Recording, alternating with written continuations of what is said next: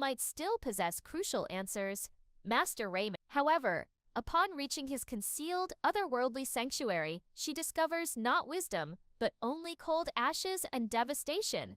The sanctuary lies in ruins, testament to a violent intrusion. Raymond himself is gone, either captured by the shadows of fate, or perhaps something far worse. Yet, amidst the heartbreaking wreckage, a single fragile strand of hope endures. A tattered piece of parchment, miraculously preserved, bearing the distinct serpentine mark associated with ancient, powerful magic.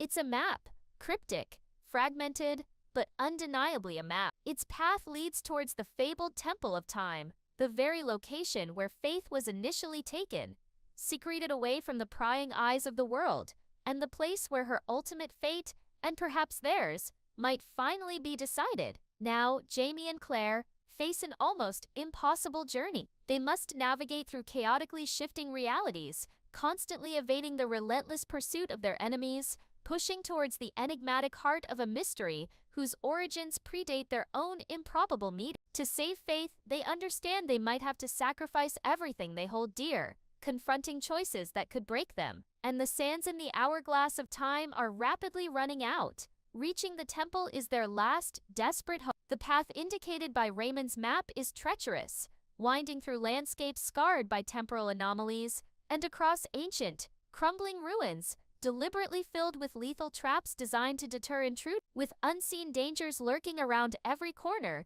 concealed within every shadow, Jamie and Claire must depend on each other with an intensity surpassing even their previous trials. Their profound love remains their most potent weapon, their anchor in the storm, but it is simultaneously their most exploitable vulnerability. The shadows of fate, masters of manipulation, understand this intrinsic weakness and exploit it ruthlessly, conjuring sophisticated illusions designed to prey upon their deepest fears, manipulate their emotions, and ultimately shatter their spirit. Jamie finds himself tormented by spectral visions of losing Claire, her form dissolving into mist before his eyes, while Claire is relentlessly haunted by agonizingly vivid memories of Faith, always just beyond her grasp, her tiny fingers slipping away. They are engaged in a battle fought on multiple fronts, not just for their daughter's life, but for the preservation of their own bond, and for the very essence of their souls against encroaching darkness. As they draw nearer to the imposing, time-shrouded edifice of the Temple of Time, Jamie and Claire begin to comprehend the true magnitude of their adversary. They are not merely confronting a secretive, ancient order. They are squaring off against the very concept of destiny itself. The shadows of fate perceive themselves not as villains, but as ordained guardians of time, protectors entrusted with maintaining the integrity of the established timeline, even if that timeline was built upon a foundation of lies and stolen lives. To rescue Faith, Jamie and Claire must perform the ultimate act of defiance. They must challenge fate head-on, attempting to rewrite history and fundamentally alter the predetermined course of events. However, tampering with destiny on such a grand scale inevitably carries an immense, potentially catastrophic cost, and the unforeseen consequences could ripple outwards, causing irreparable damage to reality.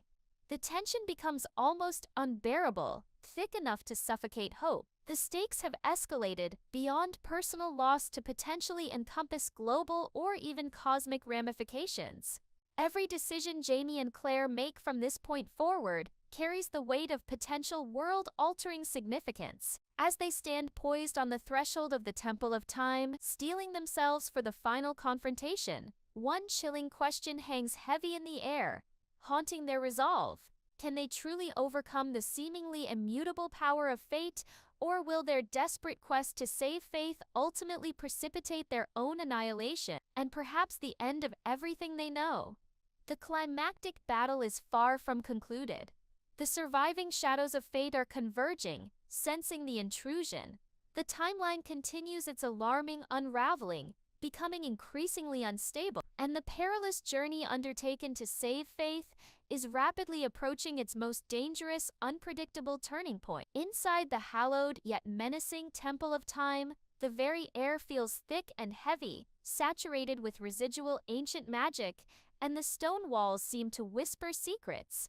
echoing with the spectral voices of countless individuals who passed through these halls before them. Jamie and Claire proceed with extreme caution, their hearts hammering against their ribs, acutely aware that they are standing at the epicenter of temporal power, a potent nexus where the distinct streams of past, present, and future violently converge and intertwine. The temple itself is a bewildering labyrinth, composed of constantly shifting corridors and cleverly concealed passages, meticulously designed over millennia to safeguard its ultimate secret, the unvarnished truth surrounding Faith Fraser's existence and containment. But their intrusion has not gone unnoticed.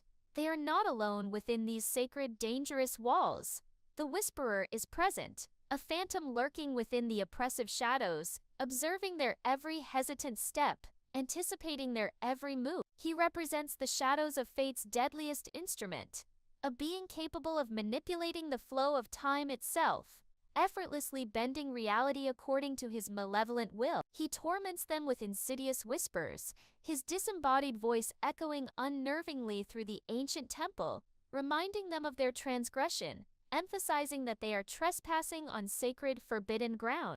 The Whisperer possesses an intimate knowledge of their deepest vulnerabilities, their most paralyzing fears, and he wields this knowledge with merciless precision. He conjures potent, hyper-realistic illusions designed to shatter their resolve, expertly blurring the already fragile line between what is tangible and what is merely a cruel fabrication of their enemy's power. Jamie is confronted by the spectral image of his long-dead father, his face contorted in accusation, condemning him for perceived failures, for failing his family honor. Simultaneously, Claire is besieged by heart-wrenching visions of Faith, appearing just beyond her reach, her small voice calling out desperately for her mother, only to vanish before Claire can touch her. These psychological assaults are meticulously crafted to break their spirits, to sow discord between them, driving them apart through fear and resurrected grief. But Jamie and Claire's bond, forged in the crucible of shared loss and unwavering love, proves stronger than the illusion. They cling fiercely to one another, drawing strength from their connection, refusing to allow the encroaching darkness to consume them individually. Together, they fight their way through the disorienting maze of illusions, grounding themselves in the solid reality of their shared love and unwavering trust. It is this unbreakable connection, this profound understanding between them, that ultimately guides them through the bewildering labyrinth, leading them inexorably towards the temple's innermost sanctum, the chamber of. Deep within this hidden sanctuary, far removed from the normal flow of time, Jamie and Claire step into the Chamber of Echoes. The space is heavy with an almost deafening silence, pregnant with unspoken secrets accumulated over centuries. The very air seems to crackle with latent, ancient energy. At the chamber's precise center stands an altar, unlike anything they have ever encountered before. Carved from a single, massive piece of obsidian, its surface is intricately etched with strange, glowing runes that seem to pulse with a faint, otherworldly light. This is no mere historical relic. It is a powerful conduit, a gateway between different temporal streams, perhaps even between worlds. And it is here, in this profoundly sacred, yet profoundly violated space, that faith was ripped from their lives, stolen from time itself, all those agonizing years ago. The truth they seek feels almost palpable, hovering just beyond their grasp. Yet unlocking it will demand far more than mere bravery. It will require an act of profound sacrifice. The chamber, seemingly sentient, senses their presence, awakening from what feels like centuries of undisturbed slumber. The arcane symbols etched upon the altar begin to shift and shimmer, rearranging themselves as if alive, whispering secrets in a long-forgotten, primordial language. Claire steps forward, her heart pounding a frantic rhythm against her ribs, her hands trembling uncontrollably. Driven by an irresistible force, she places her palms flat against the cool, smooth surface of the obsidian altar. The overwhelming power of her love for Faith, a love that has endured decades of grief and separation, surges through her, acting as a key. Blinding light erupts around her, engulfing her completely, and suddenly, she is ripped from the present moment. Claire finds herself adrift in the past, an unwilling spectator to the traumatic moment her infant daughter was stolen, not just from her arms, but from the very fabric of time itself. Before her horrified eyes, the cloaked figures of the shadows of fate materialize, their presence chilling the air, their movements precise and ritualistic, their arcane chants rise in volume, weaving a complex web of dark, powerful magic as they bind the helpless infant Faith with ancient spells. Utterly convinced that her nascent existence poses an existential threat to the delicate equilibrium of their controlled timeline, Claire watches, paralyzed by a grief relived, as they systematically erase her daughter, erasing her from history, erasing her from Claire's own immediate past, erasing her from the collective memory of the world. Yet, even amidst this overwhelming wave of despair, a fragile glimmer of unexpected hope pierces through the suffocating haze of dark magic. Claire catches a glimpse of Faith, not the infant, but a young girl, remarkably resilient, with fire and determination burning brightly in her eyes, though shadowed by an undeniable sorrow and confusion in her soul. Her small face is etched with a profound sense of longing, of displacement, but, astonishingly, a flicker of recognition as her gaze locks onto Claire's spectral form across the temporal divide, as if some deep, instinctual part of her knows exactly who Claire is. Their eyes meet, bridging the impossible gap of years and altered realities. And then, Faith whispers, her small voice trembling yet clear, echoing not just through the vision, but resonating within the physical chamber of echoes itself, "Mama, help me." Overwhelmed, Claire reaches out, her fingers straining to bridge the gap, to touch her daughter, but the vision fractures, collapsing inwards. A sudden jarring flash of polished steel shatters the moment. The whisperer erupts from the surrounding shadows, materializing like death incarnate, his deadly blade aimed directly at Claire's vulnerable heart. But before the lethal strike can find its mark, Jamie intercepts, his fierce love and protective instinct propelling him into the fray with the force of a charging stag.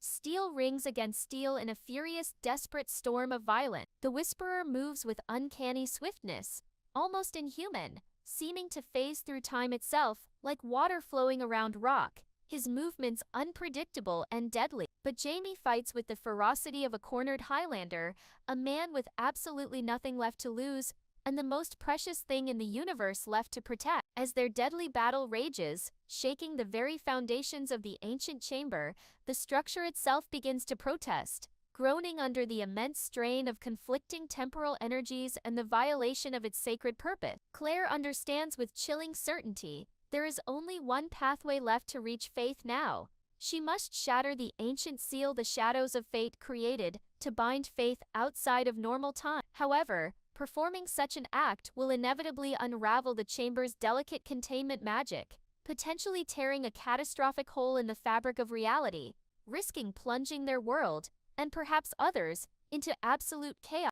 Despite the terrifying potential consequences, Claire doesn't hesitate for a second. Tears stream freely down her face, tracing paths through the grime and stress, as she begins to recite the complex, dangerous incantation entrusted to her by Master Raymond, his final cryptic gift, etched indelibly into her memory and seemingly sealed by fate itself. Her voice trembles initially, thick with emotion, but then steadies, rising in power and clarity, infused with the unyielding primal strength of a mother's love, reaching across impossible barriers. The obsidian altar flares violently, pulsing with blinding, unbearable light. The entire chamber shakes with tectonic force, threatening to collapse entirely.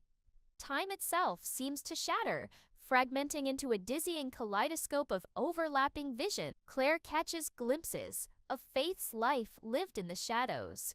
Growing up isolated but astonishingly resilient, moments of unexpected joy snatched amidst pervading pain, her inner strength blooming defiantly even in the darkest corners of her sequestered existence. And then, for one perfect, heart-stopping moment, she sees Faith, no longer a lost child but a young woman, standing beside both Jamie and herself, smiling, radiant. But just as this vision of reunion reaches its poignant zenith, offering a tantalizing glimpse of hope, it abruptly vanishes, leaving only emptiness behind.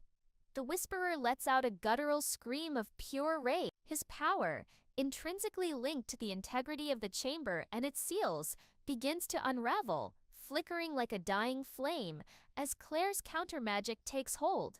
He lunges towards Claire, ignoring Jamie, driven by a final desperate impulse to prevent the timeline's complete unraveling. Jamie, battered, bleeding, but utterly unbroken, meets his charge head-on. With a final devastating exertion of strength and will, he sends the Whisperer staggering backwards, tumbling helplessly into the yawning abyss created by the fracturing temporal energies, lost forever within the chaotic folds of broken time, never to return. The immediate battle is won, the victory theirs, but it has come at a steep, unavoidable price. The Chamber of Echoes, its purpose fulfilled and its containment field breached, begins to violently implode. The obsidian altar cracks down the middle, its intricate runes fading rapidly, darkening to inert ash. The Mirror of Echoes, once their only fragile guide through the temporal maze, shatters into a million irreparable fragments, turning to useless dust before their eyes. The ancient sanctuary crumbles around them,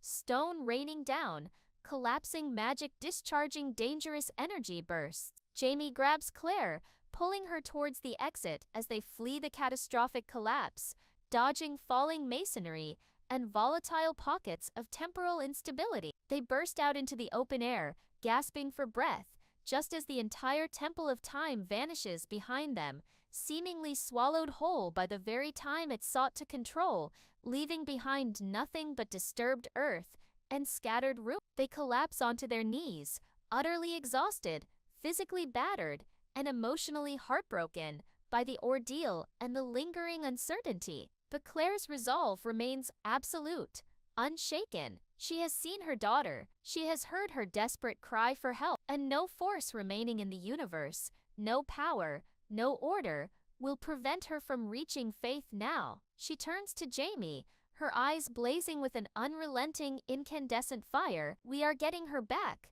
she vows, her voice unwavering, laced with steel. Jamie meets her gaze, his own fierce love and determination shining back, mirroring her intensity. He nods curtly. "Aye," he swears, his voice rough with emotion, "we will bring our daughter home." But as Jamie and Claire struggle to their feet, ready to face the next challenge, they sense a subtle yet profound shift in the world around them. The air possesses a different quality, carrying an unfamiliar scent. The trees surrounding the ruins seem subtly older, their bark thicker, their leaves a slightly different hue. In the distance, the familiar pattern of village lights visible beyond the hills appears altered, unfamiliar in its configuration. The inescapable truth crashes down upon them. The timeline has changed. The world they have stumbled back into is demonstrably not the one they inhabited when they entered the temple. The shadows of fate may have suffered a critical blow, their assassin neutralized, their sacred site destroyed, but the organization itself, ancient and deeply entrenched, has likely only been wounded, not defeated entirely, and the ripples generated by their actions, by breaking the seals and fracturing time, are spreading outwards, distorting history in ways they cannot yet comprehend. A new, perhaps even more complex battle is just beginning. Destiny, it seems, has been irrevocably rewritten, and for Jamie, for Claire, and for the daughter they are still determined to find, the true war against time, fate, and their consequences is only just beginning. Emerging from the desolate ruins where the Temple of Time once stood, Jamie and Claire immediately perceive that the world cradling them is unnervingly altered. There's a distinct chill in the air that wasn't there before. The sky seems painted in slightly darker, more somber hues, and the very land around them bears subtle scars, as if brushed by some great, unseen calamity. Their actions within the temple have undeniably warped the timeline, and the unforeseen consequences are already manifesting, subtly rewriting the reality they knew. Yet there is no luxury of time to pause and analyze the full extent of the damage. Faith remains adrift, ensnared in that liminal space, the perilous world between worlds, and every passing second diminishes her chances, increases her danger. Their return to Fraser's Ridge becomes a profoundly unsettling experience. They are met by familiar faces, Ian, Marsali, Fergus, Lizzie. Yet these cherished friends and family regard them with a disconcerting mixture of confusion and suspicion. It's clear their memories have been subtly altered by the timeline shift, fractured or incomplete. Even their own daughter, Brianna, and Roger initially fail to recognize them fully, their minds clouded, seemingly influenced by the lingering tendrils of the shadows of fate's power, which seeks to isolate the phrase. It's a gut-wrenching experience, akin to becoming ghosts in their own lives, strangers haunting their own home. The emotional toll is immense, yet they refuse to succumb to despair. Their resolve only hardens. They must restore their fractured family and rescue. Claire immediately immerses herself in her medical books and historical texts, desperately searching for any reference, any clue regarding the world between worlds, the void where faith is imprisoned. She recalls Master Raymond's earlier, cryptic warnings about this void, a place where time ceases to flow normally, a dangerous dimension where souls can become irretrievably lost, adrift for eternity. But Master Raymond had also hinted at a potential, albeit perilous point of access.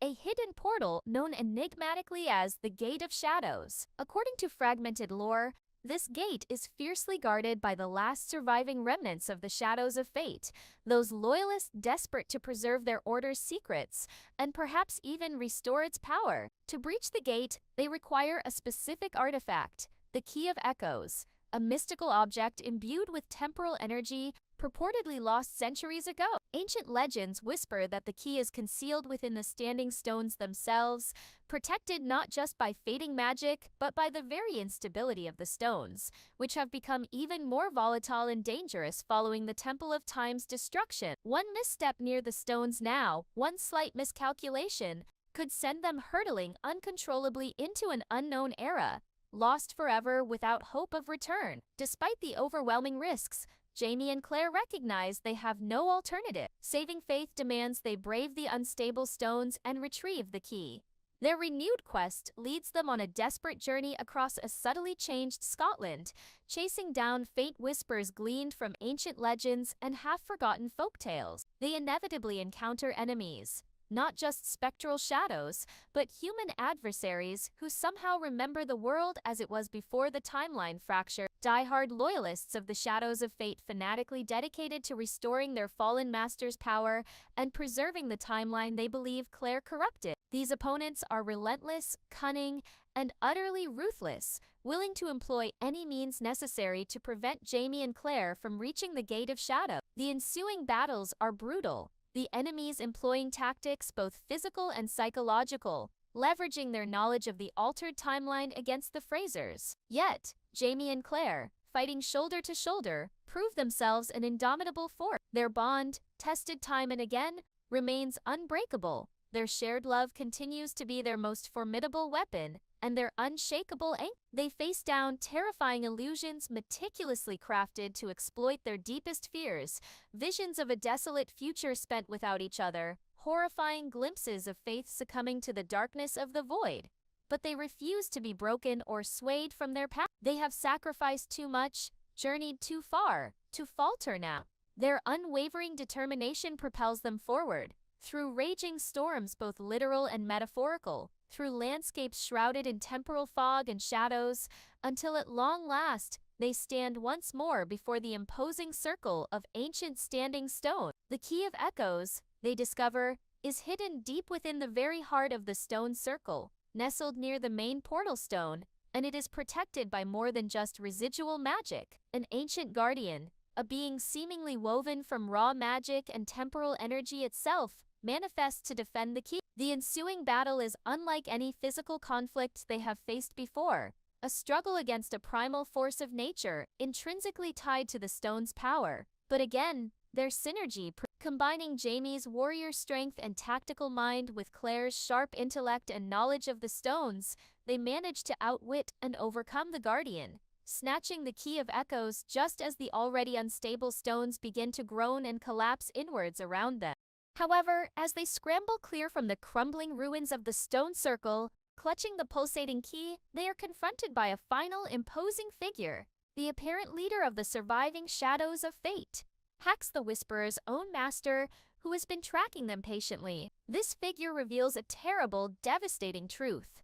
A final cruel twist in their ordeal. By shattering the seal in the Temple of Time and fundamentally altering the established timeline, Claire inadvertently triggered a dangerous temporal paradox, one that is now actively threatening to completely erase Faith from existence, not just hiding her, but nullifying her very being retroactively. The only conceivable way to save her now, the Shadow Leader claims, is to use the immense power contained within the Key of Echoes to perform a controlled rewrite of history, stabilizing the paradox but at an unthinkable cost. Claire's own life force would be consumed in the process. It presents an utterly devastating choice. Yet, for Claire, the decision is instantaneous, agonizing but clear. She is willing to make that ultimate sacrifice. Her profound love for Faith eclipses any fear she holds for her own mortality. But Jamie refuses, vehemently. He cannot, will not lose her again. Not after everything they have endured.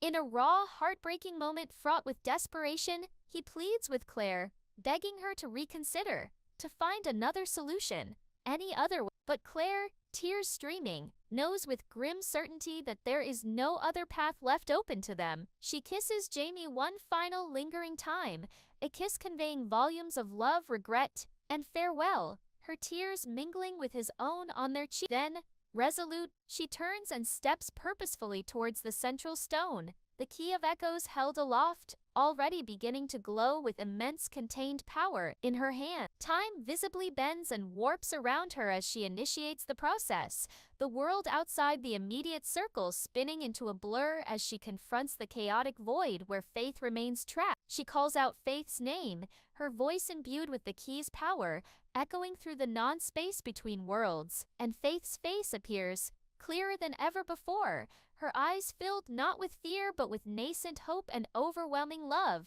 as she recognizes her mother's presence. Claire reaches out, her physical fingers stretching towards Faith's spectral form.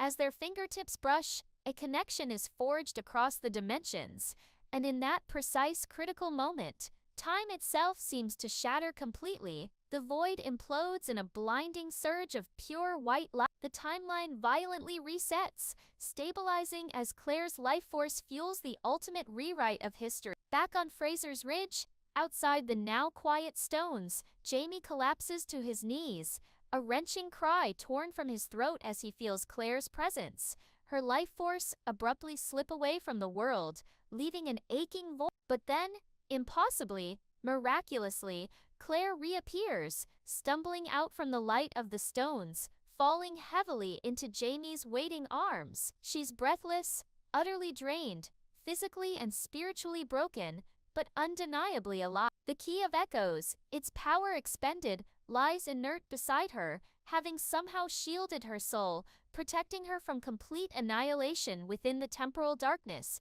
Beyond the void, she's here. Against all odds, she made it back. And standing beside them, no longer spectral but solid, radiant, tearful, breathtakingly real, is Faith.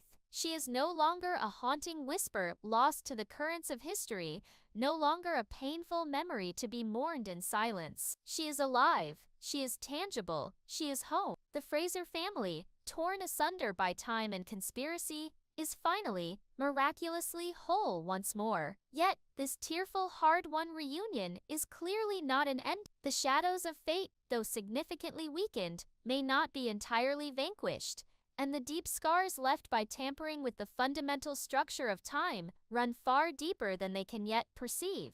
The very fabric of their restored timeline feels subtly different, fragile.